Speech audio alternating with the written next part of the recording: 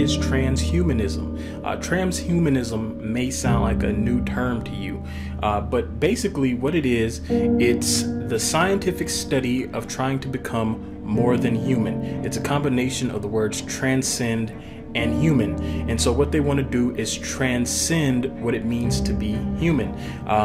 You're very familiar with this concept from comic books and movies. It's the concept of a superhero-like person, such as Superman, who can fly like, we'll just say a bird, or he has supervision or super strength.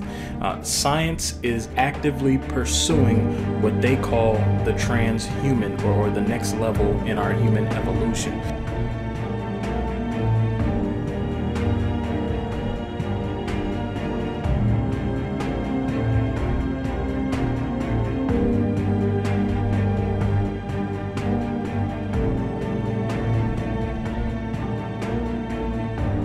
"25 robots with different voices, crossing corridor, and names will be roaming the halls of the University of California, San Francisco's new hospital, relieving staff from tedious deliveries."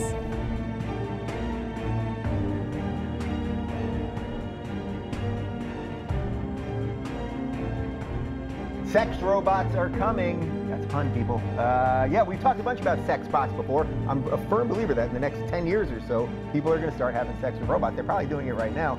A French artist drew something that I think is an interesting depiction of what he thinks, at least, sex bots are going to look like.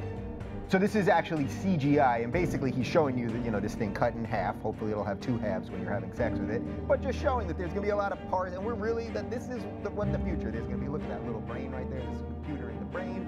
Good. Yeah. Where are we going with this whole robot thing? Well, I mean, I think the reality is robots are going to be a part of our lives, whether we like it or not. They're going to be around. Here, I remember when I was a kid, and I still watch Lost in Space. It's still on BTV here. And Danger, Will Robinson. Danger, Will Robinson. His arms did this. We've come a long way, right? Well, it's one of those things where they're starting to become a reality, which is amazing. You know, we had this vision of one day we'll actually have robots in our lives. Yeah. They'll be in our homes. They'll be helping us. And now we're getting to the point where they're becoming much more humanoid.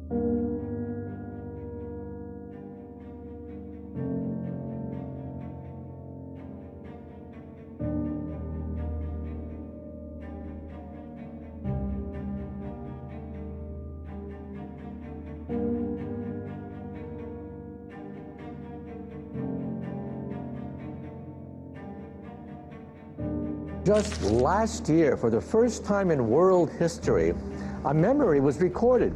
We can actually tape record a memory and insert it back into an animal, and it remembers. This is amazing.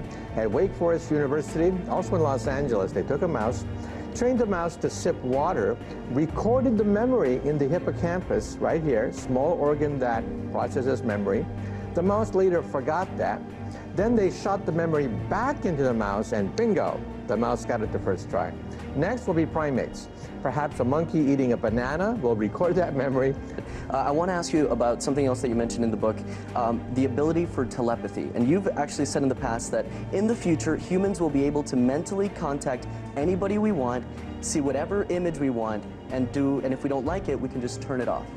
That's really? Right. In the future, in fact, today, we can get so that you walk into a room, we'll put on a headset, such that you can control the lights, turn on the TV, call for your car, tell your car where to go, type, dictate documents without ever touching a computer screen. And our children will wonder, how could you possibly live in a world where you had to touch the screen and you had a mouse and you had to type? Everybody just thinks and types, makes documents, controls cars.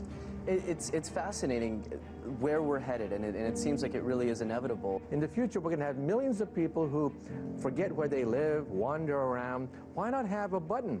You push the button, and you immediately remember where you live, who you are, who your kids are. And beyond that, who knows? Maybe we'll upload the vacation that you never had.